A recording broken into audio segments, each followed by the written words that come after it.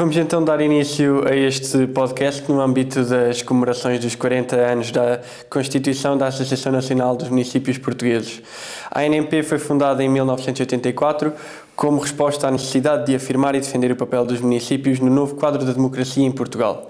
Hoje, meio século depois do 25 de abril de 1974 e apenas a um ano da celebração dos 50 anos do poder local democrático, visto que as primeiras eleições autárquicas foram em 1976, é importante olharmos para o percurso de consolidação da autonomia municipal. É também fundamental revisitar as conquistas, debater os desafios e refletir sobre o que ainda falta fazer para que o poder local continue a ser um pilar essencial da democracia e do desenvolvimento equilibrado do país. Convidamos para esta conversa duas personalidades com um papel destacado na ANMP e na vida autárquica nacional. À minha esquerda, Luísa Salgueiro, Presidente da ANMP e Presidente da Câmara Municipal de Matosinhos, e à minha direita, José Ribal Esteves, Vice-Presidente da ANMP e Presidente da Câmara Municipal de Aveiro. Com ambos, vamos revisitar momentos marcantes da história da Associação, analisar os temas mais críticos da atualidade, como a descentralização, a regionalização e o financiamento local, mas também perspectivar o futuro da governação de proximidade em Portugal. Posto isto, e começando pelo princípio, vamos revisitar a história e o papel da ANMP. Em 1984, num país ainda a dar os primeiros passos na democracia, nasce a ANMP. Que papel teve a Associação na afirmação do poder local ao longo dos anos? E começa então por si, Presidente Luísa Salgueiro. Bom, muito obrigada. Antes de mais, queria relevar a importância de termos momentos como estes de conversa e de promoção do trabalho que a Associação Nacional de Municípios vem fazendo ao longo destes 40 anos. Dizer que fazer o balanço e responder à pergunta que me coloca, penso que é difícil dissociar o papel da Associação de Municípios do papel que o poder local, as autarquias, as câmaras municipais, as assembleias municipais desenvolveram no país. Bem sabemos, desde o início, que foram as grandes responsáveis pela infraestruturação. O país, pós-revolução, precisava ainda de grande investimento em termos de redes de saneamento, de redes elétricas, de rede de água, tudo estava por fazer. Foram os municípios os grandes responsáveis por todo esse trabalho. Fomos avançando, respondendo a novas necessidades por parte da população, reforçando políticas das áreas sociais, mais tarde políticas de mobilidade, de coesão. E a Associação Nacional de Municípios foi sempre o denominador comum que juntou os interesses de todas as câmaras municipais, de todos os municípios, no sentido de identificar necessidades, no sentido de ser a grande porta-voz das reivindicações e fazer a interlocução entre o poder local e o poder central. Num país ainda tão centralizado quanto é o nosso, em que as decisões, mesmo que dizem respeito às autarquias, vêm da administração central, do governo sobretudo, o que compete é que as decisões sejam tomadas de forma a que, ao nível local, se possam exercer da melhor forma as competências. Portanto, o grande papel da Associação Nacional de Municípios é ser a instituição chapéu que congrega os interesses de todos os municípios, que negocia e representa os municípios nas mais variadas frentes, seja em termos nacionais, seja em termos internacionais, no posicionamento que os municípios têm à escala europeia também, e penso que é impossível fazer a avaliação do trabalho do poder local em Portugal, do trabalho da própria associação. Só complementando, dizendo que há dias foi conhecido um estudo do ISCTE que corresponde a um já feito pela Associação Nacional de Municípios a propósito dos 40 anos, que diz que das entidades políticas eleitas, os municípios, ou melhor, as autarquias são aquelas que merecem a maior confiança por parte dos portugueses. 60% da população avalia positivamente as câmaras municipais e 63% as suas juntas de freguesia. De onde se pode concluir que o grande nível de resposta às populações está nos municípios e a grande instituição que representa, valoriza, fomenta e acrescenta o trabalho dos municípios é esta associação. E é esse o balanço, em síntese, que eu faço nesta ocasião, de uma forma muito resumida, digamos, porque tínhamos de percorrer todas as áreas de intervenção dos municípios para percebermos o papel que a associação tem tido ao longo destas décadas. Certo, muito obrigado. Passo então a palavra ao Presidente Ribal Esteves. Complementando o que disse a Presidente Luísa, há duas notas que eu gostava de destacar. Os primeiros 3 mandatos do Poder Local Democrático eram de 3 anos. Portanto, as eleições de 76, 79 e 82 elegiam autarcas para mandatos de 3 anos. Só a partir da eleição de 85 é que passámos a mandatos de 4 anos, tal como temos hoje. E é muito curioso que a ANP nasce ao 3º mandato, quando estamos na plenitude, já na ponta final do 3º mandato, nasce a ANP. E isso tem muito a ver com aquilo que é a importância e a fragilidade daquilo que é o poder local neste quadro municipal. A importância de um poder local que é autónomo, que é eleito diretamente, que tem uma elevada importância pela proximidade, é uma unidade do Estado que tem massa crítica e tem poder relevante. Há uma outra também muito importante, mas não tem, obviamente, a massa crítica e o poder dos municípios, que são as freguesias, e, portanto, ganha aí uma importância absolutamente insubstituível na democracia portuguesa. Onde é que está a sua fragilidade?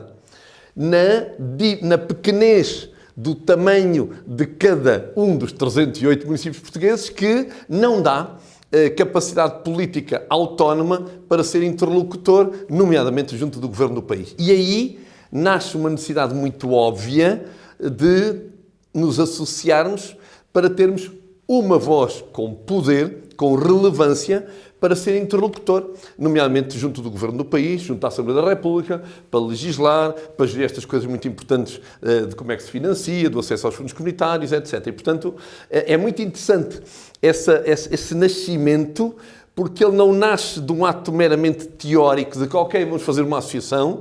Ele nasce de uma experiência que já levava 3 mandatos, estava ali entre o 8º e o 9º ano, para que os municípios somassem a sua força para terem uma força relevante. E a ANP felizmente, tem sido, e é a minha profunda convicção, é obviamente que está na mão dos autarcas, que ela continua a ser uma voz e um instrumento muito importante, não tanto dos municípios, que o é, obviamente, ela é uma associação de municípios, mas do país e da democracia, que precisa imenso de uma voz relevante que representa este poder que, se foi muito importante até hoje, é a minha profunda convicção que ele vai continuar a ser muito importante no próximo futuro para a democracia portuguesa.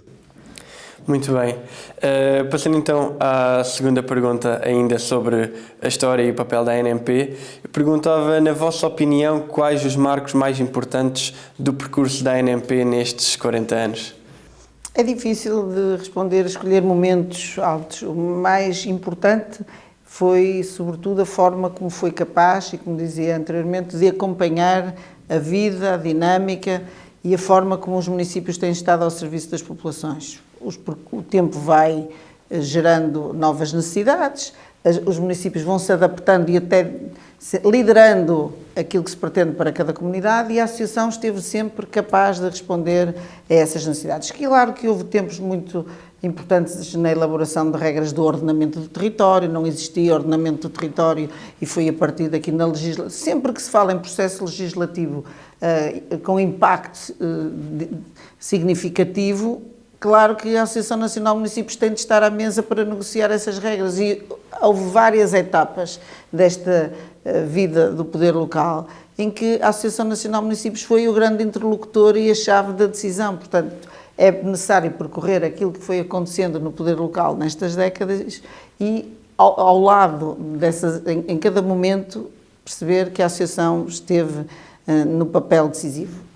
O Presidente Ribal Esteves está aqui há mais anos e acompanha mais, mas eu diria que houve o grande momento do ordenamento do território, que foi preciso definir as regras quanto aos planos diretores, tudo aquilo que diz respeito a regras também de distribuição até das competências dos vários níveis que hoje estão a ser discutidas, mas as grandes instituições do poder descentralizado, como as CCDRs, como as entidades que gerem as reservas ecológicas, a reserva agrícola, foi esse momento da definição das regras que ainda hoje estão em vigor. Eu penso que foi um passo muito importante. Depois, regras relativas à área do financiamento, quando se finalmente tornaram claras as regras que regulam toda a relação entre a administração central e a administração local quanto aos critérios de distribuição de recursos financeiros, do próprio Estatuto dos Eleitos Locais, que é sempre um tema que requer grande negociação e que, sobretudo, nos remete para um balanço que determina a necessidade de revermos esses temas, quer o financiamento local, quer as questões de ordenamento de território, quer a relação entre a administração central e a administração local, e um grande tema que me parece que tem estado presente ao longo destes anos, que é da descentralização. O nível de decisão, se deve estar ao nível dos governos, da administração central, ou se deve passar para a administração local. Recentemente vivemos um tempo em que o processo avançou significativamente, mas houve vários momentos em que foi preciso sentar à mesa a associação e o governo, e como sabemos, não há história de um governo que tenha vontade de si próprio de alienar as suas competências, ou dificilmente o quer fazer, e, portanto, é sempre preciso que o tal nível mais reforçado dos municípios que se agregam, que ganham escala, para chegar à mesa das negociações e conseguir que abram mão e passem para este nível a capacidade de decisão. São momentos que me parecem importantes e, sobretudo, que nos fazem ter uma certeza que os processos, os temas que passam pela associação são temas que se renovam permanentemente, não se podem considerar fechados. Esta é uma associação que precisa de continuar a sua capacidade reivindicativa, porque estamos novamente em tempos que reclamam mais abertura por parte dos governos centrais, mais unidade por parte dos municípios e, sobretudo, algo que me parece decisivo é que nós tomemos decisões que promovam e garantam a coesão territorial. O país continua um país muito dispar, há municípios em situações muito diversas de outros, temos municípios com grande capacidade reivindicativa e proporcional à sua capacidade financeira, ao número de habitantes que têm, mas existem municípios que dependem ainda das transferências do Orçamento de Estado, que não têm autonomia financeira e das decisões que nascem do trabalho da Associação Nacional de Municípios. Devemos gerar coesão territorial e gerar equidade na distribuição dos recursos. E esse é um fator determinante, independentemente do momento em que estejamos, independentemente da fase da negociação, e creio que há muitos pontos altos da vida desta associação que acompanham o caráter absolutamente decisivo que as autarquias locais, maiormente os municípios, têm tido na vida do país neste tempo da democracia. Muito obrigado, então. Eu somava só 3 notas àquilo que disse a Luísa. Em primeiro lugar, o papel dos municípios liderados e coordenados pela ANMP na gestão dos fundos comunitários. Especialmente em alturas em que os municípios participavam diretamente na gestão das comissões que decidiam os projetos que se aprovavam ou que não se aprovavam. Já não é tanto assim, perdemos algum poder nos últimos 2 quadros comunitários, mas mesmo não tendo hoje uma participação direta, tem-se uma participação muito importante nas chamadas comissões de acompanhamento. E sabemos todos que os fundos comunitários para o país e para os municípios tiveram e seguramente vão continuar a ter uma presença muito importante. Em segundo lugar, gostava de destacar os nossos presidentes, porque as personalidades marcaram muito a vida da associação. Obviamente que os órgãos são colegiais, obviamente, mas o Artur Torres Pereira, o Mário de Almeida, o Fernando Ruas, o Manuel Machado e a Luísa Salgueiro marcaram com a sua ambiência e com a sua forma de liderar também os momentos diferentes da história da ANMP, e cada um deles obviamente a Luísa dá o melhor que tem para dar, e isso é muito importante, porque também, e essa era a terceira nota que eu gostava de dar, o servir como autarca a ANMP, nomeadamente no Conselho Diretivo, marca muito os autarcas, porque muitas vezes há colegas que não percebem muito bem o papel da associação até virem servir a associação e até virem ser membros da associação. Nomeadamente colegas, por exemplo, que presidem municípios maiores, ou muitos municípios maiores, têm dinâmicas e pressões sobre os seus líderes, que são obviamente muito mais fortes que os municípios mais pequenos, é da lógica das coisas, mas é muito interessante. Tivemos aqui o Presidente da Câmara de Lisboa, o Nuno Cassisa, o Carmona Rodrigues, foram nossos colegas no Conselho Diretivo, e eles aprenderam e cresceram muito, porque a grandeza de uma Câmara grande, como é Lisboa, é muito pequena ao lado da grandeza da soma dos municípios na ANMP. Portanto, isso são os marcos da vida da ANMP, mas eu aqui dava-lhe esta nuance do quanto a ANMP marca a vida dos autarcas, a vida dos municípios portugueses e a vida do país. E essa é talvez eu escolhi esse como um marco principal da vida da ANP, ou quanto ela é marcante para a vida dos autarcas que a servem, nos seus órgãos vários, mas obviamente com uma incidência mais forte no seu órgão com competências executivas, que é o Conselho Diretivo, e a forma como a vivência nos órgãos da Associação marcam a vida de todos nós que temos o privilégio também, mas a oportunidade e a experiência de a servir. Muito bem. A ANP tem também mantido uma relação institucional exigente, mas leal e diferente com os vários governos. Como tem sido possível manter este equilíbrio? Bom, eu diria que tem sido possível com alguma facilidade, firmeza, mas não, eu só posso testemunhar. Aí o Presidente Ribal Esteves tem mais condições para responder, porque já cá está há mais anos, já lidou com vários governos, eu só lidei com 2 governos, e quer um quer outro, tenho que dizer que foram amigos das autarquias. No primeiro tempo, com um governo liderado pelo Primeiro-Ministro António Costa, que provavelmente por ter sido autarca tinha a facilidade de compreender melhor os temas e, portanto, eu ouvia, e o Ribal Esteves, por dar nota disso, testemunhos de outros tempos em que era mais difícil o processo negocial. Com o Primeiro-Ministro António Costa foi fácil a negociação e muitas vezes sentimos até que havia um impulso, ao contrário do que eu disse antes, que os governos não querem libertar-se de competências, sentimos que o governo estava disponível para fazer esse avanço. O processo já vinha atrás, a Lei 50 é aprovada no anterior mandato autárquico e, portanto, nós tínhamos de desenvolver o trabalho para materializar essa transferência, mas com as dificuldades que existem neste processo de abdicar ou transferir competências de um nível para o outro e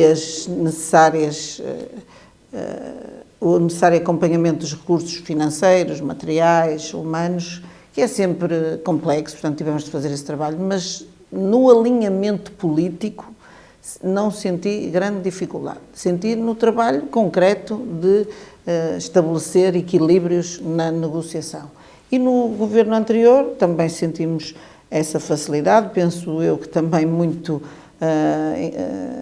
incrementada pela presença de um ministro que era o nosso interlocutor mais próximo, Ministro da Coesão, Castro Almeida, que também havia sido autarca, e, portanto, no meu tempo, que é só este mandato da Associação Nacional de Municípios, e é só sobre esse que eu posso e devo falar, houve dificuldade de aproximação de posições naturais, que decorre das próprias circunstâncias do processo, mas do ponto de vista político há uma grande convergência e, sobretudo, um grande respeito que sinto e que se deve ao trabalho que a Associação vem fazendo ao longo das décadas e dos presidentes que me antecederam. Quando a Associação Nacional de Municípios está à mesa, leva os assuntos bem preparados, bem estudados, temos uma equipa muito pequena, mas muito dedicada e competente e, portanto, somos respeitados, sentamos à mesa, frente a frente, em igualdade de posições e cada um partindo da defesa do próprio interesse ou do governo, ou do poder, ou dos municípios, ou de outras instituições com quem nos sentamos. Mas sempre o que eu quero aqui deixar como testemunho é que chego à associação num tempo em que ela foi, por um lado, discutida, não podemos ignorar que houve também neste mandato ímpetos de municípios que porventura pudessem ter saído até da associação, isso aconteceu só com um caso, mas muito respeito por parte de todos os parceiros da Associação Nacional de Municípios e esse respeito, essa capacidade política, temos uma grande legitimidade política por representarmos todos os municípios, mas também temos um grande respeito fruto do trabalho que vem sendo feito pelos meus antecessores e a equipa de pessoas que aqui estiveram. Portanto, não senti oposição política aos processos, ao avanço dos processos que a Associação Nacional de Municípios trata, e são muitos, não é? A descentralização é um tema importante, mas em todas as áreas de intervenção pública a Associação é parte e os governos têm estado muito próximos das posições que a Associação tem. Nossa grande crítica é que o ritmo não é aquele que gostaríamos, mas isso resulta também de constrangimentos políticos que têm acontecido no país. Neste mandato já houve mais do que uma vez mudança de governo e, portanto, isso também atrasa os processos, mas não diria, fazendo assim um balanço, estamos perto do fim deste mandato autárquico também, que em termos de vontade política, quer da associação, quer dos governos, fomos sempre muito convergentes. Muito obrigado. Presidente Ribas Esteves. Não, a lógica é esta dialética que tem muito de cooperante e de construção positiva e de tensão, que são os governos sucessivos e a ANP, os seus órgãos que assumem ser equipa em defesa de uma causa comum, que é servir os portugueses e servir a democracia o melhor possível, e as tensões de quem é um poder mais autónomo, mais capaz de ter uma distância curta entre a vontade de fazer e a capacidade de fazer, e um poder que também tem a mesma vontade, mas nas lógicas do quadro legal em Portugal, quem é governante não tem, não consegue ter um tempo tão curto como nós temos nas câmaras municipais entre a vontade de fazer e a consequência de concretizar a sua vontade. E isso muitas vezes tem tensões. E, obviamente, nós temos sempre uma tendência natural, por força dessa diferença, de querer que as coisas aconteçam mais rapidamente. E, portanto, enfim, ao longo deste tempo, tivemos muitas tensões. A tal atitude da associação sempre muito coerente nas suas posições, muito lutadoras. Nós hoje ainda defendemos algumas causas na redução do IVA, sei lá, em tantas coisas que defendemos há 10, há 20 e há 30 anos. Não por teimosia, mas porque a natureza das coisas se mantém e as inércias dos governos também se mantêm nessa tipologia de dossiês. Mas, enfim, sempre num espírito muito construtivo, sabendo que, obviamente, quando se tem um primeiro-ministro que nos percebe melhor, é como um português a falar com um chinês, que foi Presidente de Câmara, quando se tem um Ministro das Finanças que o foi, ou como temos agora um Ministro da Coesão que o foi, obviamente que a capacidade que cada um deles tem de nos perceber e de saber interagir com este tipo de mundo é obviamente muito mais qualificada do que aqueles que não tiveram essa experiência. Não é que sejam melhores ou piores, não é essa a questão. É uma questão de sensibilidade por conhecimento experimentado, porque, enfim, estamos a falar do conhecimento prático e não do conhecimento teórico. Obviamente, os membros do governo conhecem o poder local, mas é uma coisa diferente de o conhecer por fora ou de o exercitar por dentro. E, portanto, deixar essa nota. Eu gosto sempre de lembrar um momento, tem quase 20 anos, na altura em que aquele programa da RTP muito famoso, que era o Prós e Contras, atingia o seu pico de popularidade e tivemos um célebre prós e contras em que era o Presidente Fernando Ruas, era o nosso Presidente da ANP, e eu fui escolhido na altura por ser o mais jovem membro do Conselho Diretivo, e os da outra bancada eram o fiscalista Saldanha Sanches, que andava sempre a destilar veneno contra, não exatamente o poder local, mas contra os autarcas, e era nosso ministro, o Dr. António Costa. E nós ganhámos o debate largo, portanto foi uma goleada, como se diz no futebol, e um momento que marca muito aquela lógica de ter razão na vida e na política. E muitas vezes, nessa dialética com o governo, todos nós, autarcas e governantes, sabemos que são os autarcas que têm razão, mas por lógicas diferentes e a análise política mais complexa que um governante tem que fazer, obviamente mais abrangente, não é o tempo de nos dar razão. Mas essa tensão tem sido sempre muito positiva, obviamente com momentos mais concretizadores e com outros menos concretizadores, mas sempre muito interessantes e para nós muito esperançosos que o próximo vai conseguir fazer melhor. Isso depende um bocado, obviamente, de quem é governo, pois com certeza, e dessa sensibilidade maior, mas obviamente depende sempre também das dinâmicas que a ANP põe nessa mesa negocial que está permanentemente aberta. Muito obrigado. Avançando então para matérias de ação política, nos últimos anos, que vitórias mais concretas destacariam na ação da ANP em termos de defesa dos interesses dos municípios? Presidente Luísa Salgueiro. Isso de escolher, assim, mais importante é sempre um processo difícil. Neste mandato autárquico, eu só posso mais uma vez falar deste mandato autárquico, evidencia-se naturalmente o tema da descentralização na área da educação, da saúde e da ação social. Até dessas destaco muito a da área social, que era uma que à partida parecia impossível de atingir e que foi das mais fáceis e com melhores resultados. A propósito da outra vantagem, algo muito importante, é que a propósito deste processo de descentralização, o país, através da associação, foi obrigado a fazer um diagnóstico universal da situação em que estavam os processos, porque se regiam alguns domínios. E o exemplo da área social.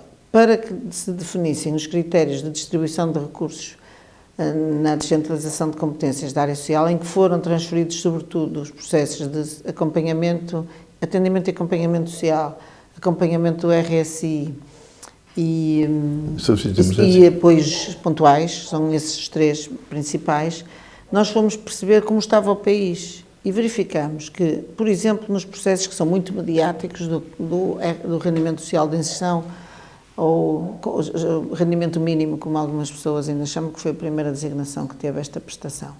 Verificamos que no país havia municípios em que um técnico desses que faz acompanhamento aos processos de RSI, de rendimento social de inserção, acompanhava 1000 processos. E noutros municípios um técnico acompanhava 7 processos. E a medida é exercida da mesma forma. E quando se decidiu que recursos é que iam ser transferidos do Governo Central, do Ministério da Solidariedade, para os municípios, percebemos, nós vamos manter a situação que está e transferir do Governo para os municípios, ou vamos aproveitar o processo da descentralização e finalmente vamos gerar equidade nos processos. Então definimos regras que tornam o país verdadeiramente, com um tratamento verdadeiramente equitativo, não é todo igual, mas em função do número de habitantes, em função do número de beneficiários, nós atribuímos regras iguais. Cada técnico do rendimento social de inserção não pode acompanhar mais do que 200 processos, seja em que município estiver, e cada técnico de serviço de atendimento e acompanhamento social não pode ter mais do que 250 processos. Em cada município há pelo menos um técnico para fazer este trabalho, enquanto que havia municípios que não tinham nenhum. E, assim, a resposta às populações é dada independentemente de se tratar de um município com mais recursos ou com menos recursos. E muito importante foi nós termos alterado aqui uma regra que o país nem percebeu bem, mas nós percebemos. O processo de centralização de competências tinha por base uma máxima que era a da neutralidade orçamental.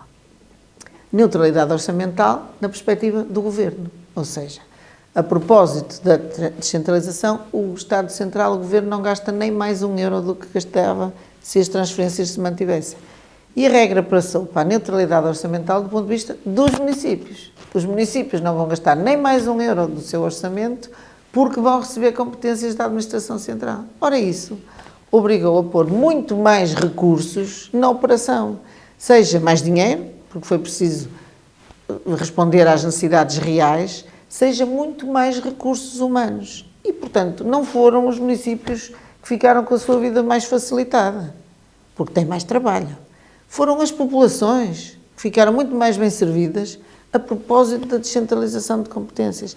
Na área social é uma das áreas em que se sobressai, mas também na área da educação. Eu ouço colegas meus dizerem nós só temos competências acessórias ou adjetivas e não temos as principais. Mas vejamos, o país em breve avançará para um processo de requalificação das escolas, que já são 521 pelo menos, integral. Isto é um investimento de perto de 2.000 milhões de euros que estão assinados com o Banco Europeu de Investimentos e são os municípios que vão pôr em dia o parque escolar verdadeiro, não é o verdadeiro parque escolar, a rede de equipamentos escolares que existe, que durante anos e anos os governos centrais que tinham a responsabilidade de gerir estes equipamentos nunca fizeram. E as populações, os alunos das próximas gerações que vão para as escolas, vão beneficiar muito delas, porque ainda há alunos que têm aulas em escolas que têm muito más condições. Isto é verdadeiramente transformador na vida das populações.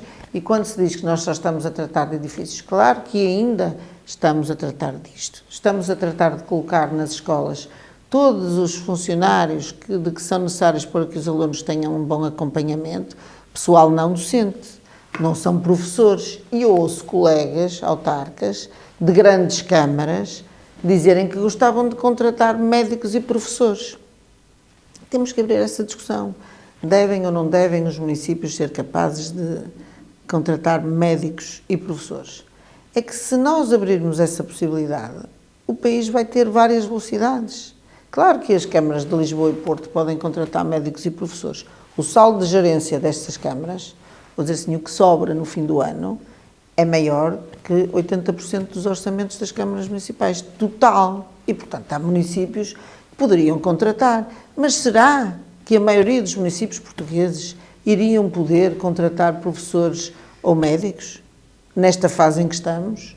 Portanto, temos de ter a preocupação de, a propósito do processo de descentralização de competências, gerarmos coesão, ou seja, fazer com que, independentemente do município, das condições a priori apresentadas pelo município, que este processo garanta que as pessoas, as populações, são servidas da mesma forma, garantindo a igualdade de oportunidades ou, sobretudo, a equidade. O país não é todo igual, nós não podemos tratar tudo por igual, mas temos de aproveitar este processo da descentralização para colmatar as desigualdades que existem. E isso tem sido feito. Não é só transferir de um nível para o outro, que estava a ser feito aqui na Administração Central, passa para a local, é fazer muito melhor, é fazer mais e melhor.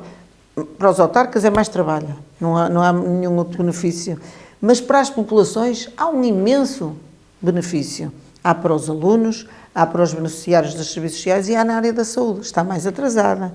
O processo da saúde, neste último governo, não teve condições de avançar, portanto, falta também criar critérios uniformes para a distribuição do pessoal não especializado, falta para a distribuição das viaturas, falta para as regras de... Ainda não ficou bem definidas as regras do mapeamento dos equipamentos, mas o país, no momento imediato, não se percebe, normalmente não se percebe também o efeito das medidas, mas tenho a certeza que daqui a uns 10 anos, se o processo continuar como está previsto, se fizermos o balanço, houve um tempo que acelerou essa capacidade de resposta às populações. E esse tempo foi a propósito da descentralização de competências que vinha do anterior mandato autárquico e que neste mandato autárquico teve foi muito acelerado, com um grande significado na vida das pessoas. Portanto, são trabalhos importantes. É sempre difícil escolher o 1, 2, mas eu diria que foram áreas, temas desenvolvidos aqui com um trabalho muito intenso, de grande interação com o Governo, com o Primeiro-Ministro, com o Ministro das Finanças, com a Ministra da Coesão, que também foi aqui uma grande aliada, trabalhamos muito com a Ministra Ana Abrunhosa também, e que quiseram verdadeiramente compreender as necessidades dos municípios, porem-se do nosso lado, ver de que forma é que podíamos gerar este equilíbrio e avançamos. Importa agora que o processo continue, porque ele não está terminado, estamos num estado intermédio da descentralização que agora precisa de ser aprofundado. Muito obrigado. Enfatizava só dois aspectos, porque claramente é a descentralização que marcou mais este último tempo, embora é bom lembrar, aliás, Aveiro faz agora, dia 1 de agosto, 10 anos que assinou o contrato de descentralização da gestão de um museu que era nacional, e aliás continua a ser o único no país. Isso foi um processo que começou ainda no governo do Primeiro-Ministro Pedro Passos Coelho e que depois os governos do Primeiro-Ministro António Costa aprofundaram num modelo a 2 fases. Há um primeiro momento e depois há um segundo momento em que se vem qualificar coisas que não estavam exatamente no melhor dos caminhos, mas há 2 aspectos. Um que eu gosto muito de usar a expressão para as pessoas nos perceberem, que é como quando nós mudamos de casa e reparamos o quanto tínhamos armazenado coisas não necessárias, que às vezes chamamos lixo, e que só quando mudamos de casa é que percebemos que tínhamos coisas na nossa casa que não faziam sentido estarem guardadas. E nós descobrimos imensas coisas. Nós, país, descobrimos imensas coisas nestas 3 áreas principais, a educação, a social e a saúde, que eram lixo, que estavam mal cuidadas, que não estavam sequer percepcionadas por quem governava quando se mudou a casa da gestão destas questões, destas áreas. A outra é a qualidade da gestão, não vale a pena. Melhorou muito a qualidade da gestão, o que quer dizer a qualidade dos serviços que prestamos aos cidadãos. E é isso que interessa. Gastamos mais dinheiro hoje que gastava o Estado? Sim, porque era absolutamente necessário para termos mais assistentes operacionais nas escolas, para termos mais técnicos a trabalhar na ação social, absolutamente, porque havia um déficit de capacidade para trabalhar em áreas que são fundamentais para os cidadãos. Portanto, hoje está-se muito melhor, absolutamente. Só quem quer faltar à verdade é que não constata. E há uma área que eu espero que nos próximos anos possa melhorar muito, porque nós demos de frente com as ineficiências de um serviço que é notável, mas que em termos estruturais precisa de uma profundíssima reforma, chama-se Serviço Nacional de Saúde, em que os municípios estão dentro, já são parte, mas que a quantidade de inércias e de obstáculos que temos para vencer continua a ser muito relevante, mas que só podem ser vencidos com uma reforma que dê mais eficiência e mais eficácia à gestão do SNS. Mas esse ganho de transparência e de qualidade do serviço está absolutamente conquistado e aos olhos de quem observa a realidade com verdade. Muito obrigado. Também relativamente ao que referiu e também ao que referiu a Presidente Luísa Salgueiro, há hoje uma percepção de que a ANMP tem maior visibilidade e maior capacidade de influência política do que em anos anteriores, muito graças também à descentralização de competências, uma realidade em todos os municípios. Apesar da falta de financiamento adequado, muitas vezes para a transferência de competências em áreas como a saúde, a educação, a ação social, desta forma, como é que podemos saber se o país atualmente está preparado para dar um passo em frente no que toca à regionalização? Passo então a palavra à Presidente Luísa Salgueiro. A primeira questão é sobre visibilidade, não é? Sim. Nós fizemos recentemente um estudo, a Associação promoveu um estudo acerca avaliando a opinião das pessoas sobre várias questões. Uma delas é como avaliam o trabalho dos municípios e que vai ao encontro exatamente daquilo que o ISCTE tornou público a semana passada, que os municípios continuam a ser aqueles que merecem melhor reconhecimento por parte das populações, autarquias, municípios e juntas de freguesia. E também quisemos saber de que forma é que as pessoas avaliam a Associação Nacional de Municípios e como conhecem a Associação Nacional de Municípios. E é um tema que tem de ser trabalhado mais porque, de facto, apesar desta omnipresença da Associação em todos os temas que são geridos pelos municípios e, portanto, que tem a ver com a vida das pessoas, porque os municípios tocam em tudo que diz respeito à vida das pessoas, não há a proporcional visibilidade da associação. Ela passa, apesar de tudo, muito despercebida na vida das pessoas e, sobretudo, dos mais novos. Não temos sido tão capazes de atrair a atenção. E isso faz parte das nossas responsabilidades, porque trabalhar sem dar a conhecer o que se faz também não é o melhor. Daí que me pareça que nos próximos tempos a associação terá de se dedicar mais. Nós estamos hoje a fazer um podcast, acho que nunca tínhamos feito. Trabalhamos muito, temos escasso tempo para dedicar à associação. Os autarcas, a equipa que aqui está não, dedica-se em pleno e é extraordinária. Quero salientar muito a importância e a dedicação que esta escassa equipa de corpo técnico da associação tem, mas os autarcas acabam por dedicar pouco tempo a essa função da visibilidade, porque estamos muito ocupados com a vida nas nossas câmaras municipais ou nas assembleias municipais, pois dedicamos aqui a trabalhar e a comunicar, não dedicamos muito. Portanto, a visibilidade da associação não é proporcional à importância e aos resultados que tem tido. Portanto, um dos aspectos menos positivos que temos é mesmo essa, comunicar às pessoas, dar nota daquilo que vimos fazendo. E a descentralização, apesar de tudo, deu mais visibilidade. Fomos muitas vezes notícia, claro que tínhamos de ser, porque de facto é transformador, é uma reforma do Estado que se vai fazendo e ainda assim os resultados demonstram que passa ao lado. Não somos sexys nas notícias, não temos polémicas, é tudo, votamos todos no mesmo, normalmente, aqui eu queria salientar isso.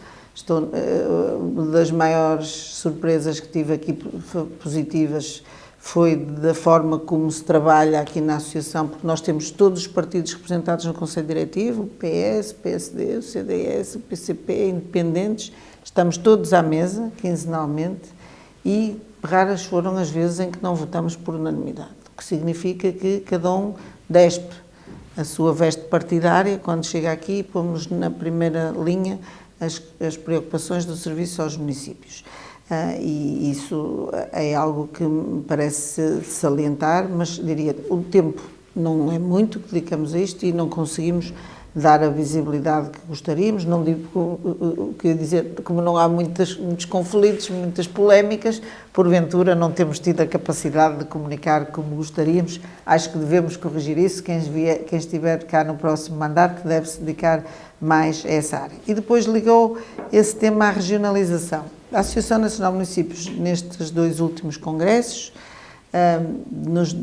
teve nos seus documentos a proposta de regionalização que foi votada em Congresso 2 vezes. Eu não posso dizer, o Presidente Ribal me dirá se nos anteriores também já vinha sendo. Portanto, é um tema que está bem claro entre nós, que a Associação defende a regionalização e que devemos avançar para isso.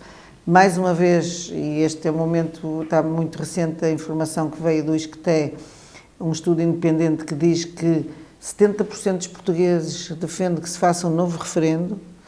Podemos até admitir que, a propósito daqui agora é falar da revisão constitucional, se pudesse retirar a proposta de obrigatoriedade da realização do referendo, tendo o país esta posição, vendo a esmagadora maioria das pessoas a defender o referendo, então que se faça o referendo, mas temos de colocar este tema na agenda política, porque não estando na agenda política, cada vez que se toca neste assunto, vem a ideia de que a regionalização serve para criar mais lugares e a suspeita de que os lugares serão algo para favorecimentos, e é a pior forma de discutir. A este propósito, recordo que na Assembleia da República foi criado um grupo de trabalho presidido pelo saudoso engenheiro João Cravinho, que definiu claramente a proposta de composição dos órgãos das regiões, em que está previsto que as assembleias regionais sejam compostas por membros das atuais assembleias municipais, com o mesmo regime de senhas de presença sem remuneração, e as juntas regionais seriam por 5 elementos, portanto são 25 lugares no país. E também seria necessário, com a criação destas entidades, dissolver outras direções gerais, serviços descentralizados da administração central, portanto não haveria um aumento do número de lugares. Mas ainda ninguém quis discutir isto. Este estudo foi feito e ficou numa gaveta porque não interessa discutir. Portanto, é importante que se avance para o referendo, mas não é tout court. Não vamos marcar um referendo É preciso preparar o país para a discussão do tema da regionalização. Preparar com informação rigorosa, independente, com avaliações aos mais vários níveis, do impacto que terá nas populações, dos impactos financeiros, do número de cargos criados, porque há sempre este anátema de que os políticos são todos suspeitos de qualquer coisa menos correta e, portanto, ao invés de nos comparar com indicadores de outros países, até semelhantes a Portugal em termos de escala, como a Áustria ou a Polónia, que, em função do processo de regionalização, foi possível comparar o que era antes e o depois. A Áustria é um país que compara muito bem connosco e cuja avaliação, se tivermos o cuidado de estabelecer o critério do antes da regionalização e o pós, percebemos de que forma é que isso permitiu o aceleramento do desenvolvimento do país. Portanto, vejo sempre a discussão muito enviesada e não vejo vontade de nenhum dos governos de o fazer. Recordo que no Congresso de dezembro de 2021, que realizamos em Aveiro, houve uma grande sintonia entre o Primeiro-Ministro e o Presidente da República, que ambos disseram que o ano certo para avançar com a regionalização era 2024.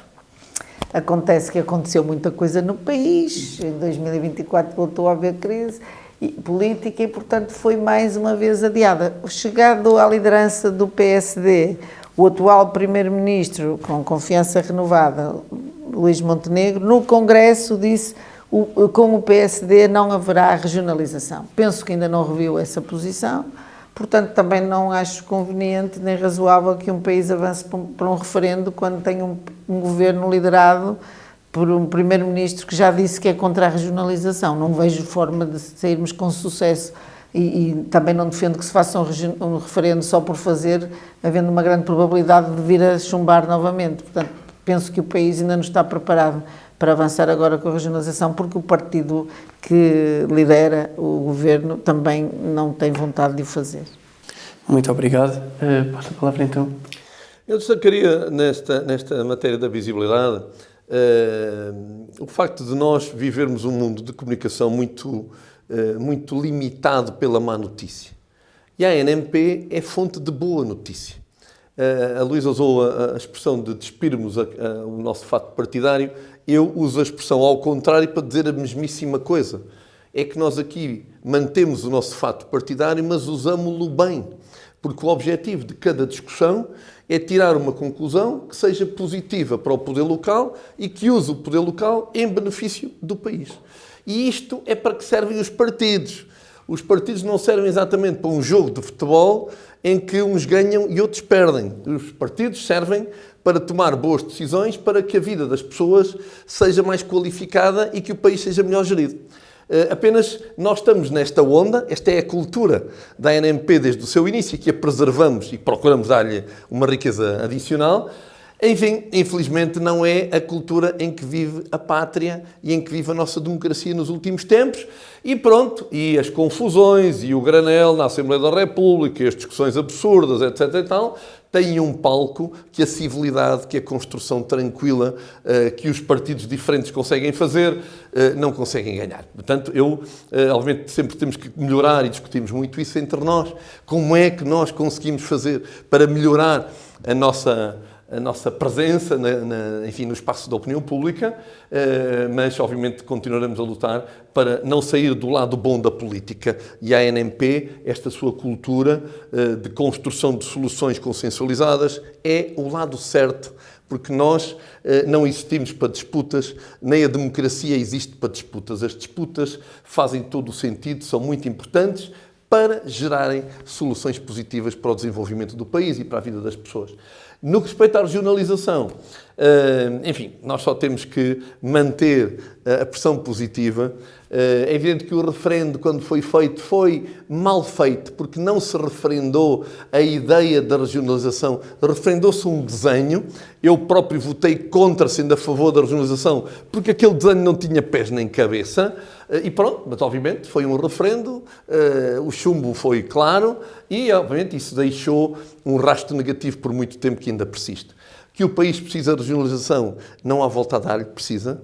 Que aquilo que se passa numa parte do país, porque há uma parte do país que tem regionalização, é bom não esquecermos isto, que são os nossos arquipélagos dos Açores e da Madeira, que obviamente têm especificidades geográficas e históricas e culturais que obviamente têm que ser devidamente ponderadas quando transpomos o modelo para o continente, mas que o continente precisa e cada vez mais. Eu próprio sou membro do Comitê das Regiões da União Europeia e somos uns ETs, porque não há mais países na União Europeia que não tenham regiões com os seus líderes democraticamente eleitos. Isso é muito importante para descentralizar profundamente o país, numa relação em que os três patamares eleitos têm que ter força. Os três, mais um, obviamente estou a falar dos três, têm massa crítica, municípios, regiões e o patamar nacional, mantendo obviamente o patamar das freguesias, que não tendo a massa crítica que estes outros têm uma importância relevante na nossa estrutura de Estado. E, portanto,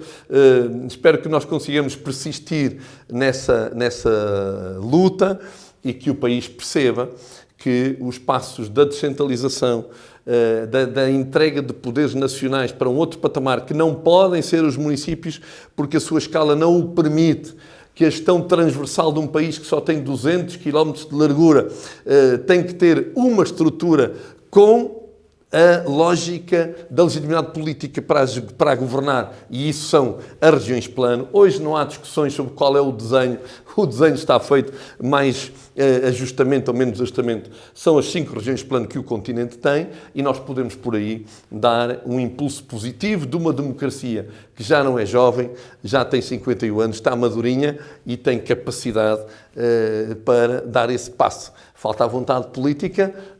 Normalmente quem está na oposição gosta muito da ideia, quando chega ao poder, enfim, também se gosta, mas enfim, tem que se pensar mais e lá vamos adiante. Mas eu julgo que essa inevitabilidade está em cima da nossa mesa e vamos ter que persistir a luta para conseguir ter uma vitória. Muito obrigado.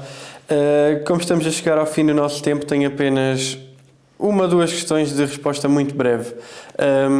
Se tivessem de resumir numa palavra ou numa ideia o que esperam que a ANMP seja no futuro, qual seria esta palavra ou qual seria esta ideia? Uma palavra? Não pode ser várias palavras. Uma ideia. Mas que não, tem de continuar a ser a voz dos municípios e das populações através dos municípios. Nós representamos os interesses do poder local e o poder local é quem melhor representa o interesse das populações, portanto é isso que eu espero que a Associação continue a ser nos próximos anos. Muito obrigado. Eu escolheria a união forte, a união forte. Às vezes aparece um outro colega, são muito poucos, felizmente, e em termos formais só temos um que não percebe que a união é verdadeiramente a força. Ainda, exatamente, que há de mudar seguramente proximamente. É de facto, a união dos municípios é uma força muito competente e muito capaz. E ela não é só uma força para o poder local, ela é uma força para o país e, portanto, essa união forte é a referência, o par de palavras que eu escolho para responder à sua questão. Muito obrigado. Então, mesmo muito breve também, que mensagem gostariam de deixar aos jovens para os motivar a participar mais na vida cívica local? Essa é a pergunta que se impõe no momento, uma vez que continua a ser dominante a ideia de que os jovens não têm apetência, vontade para participar. Eu não concordo com essa visão, porque penso que os jovens continuam a prestar atenção e a ter interesse e motivação para participar, desde que haja também vontade e interesse de quem exerce os cargos de o fazer. Portanto, a mensagem que eu diria estando neste lugar, é de que é importante no dia-a-dia perceber de que forma é que impacta no seu cotidiano a presença do seu município. E creio que ela é cada vez mais perceptível. O jovem sai de casa, vai do transporte público, muitas vezes com o passe gratuito que é atribuído ou pela Administração Central ou com o apoio da autarquia local, entra numa escola onde quem recebe é um assistente operacional que está lá colocado pela Câmara Municipal, num edifício que foi reabilitado com obras da Câmara Municipal, treina num equipamento construído pela Câmara Municipal, gerido pela Câmara, vai a uma associação cultural que tem uma interação direta com o município. Portanto, eu penso que nós estamos presentes na vida dos jovens, não de forma distante, mas da forma mais próxima possível.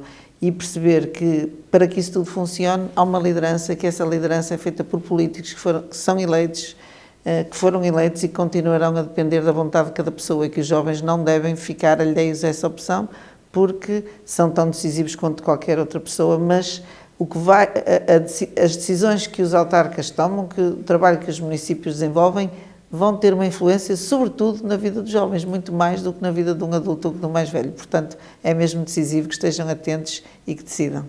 Muito obrigado. Sua mensagem, Presidente Rival? Eu exorto muito os nossos jovens a participarem na vida cidadã.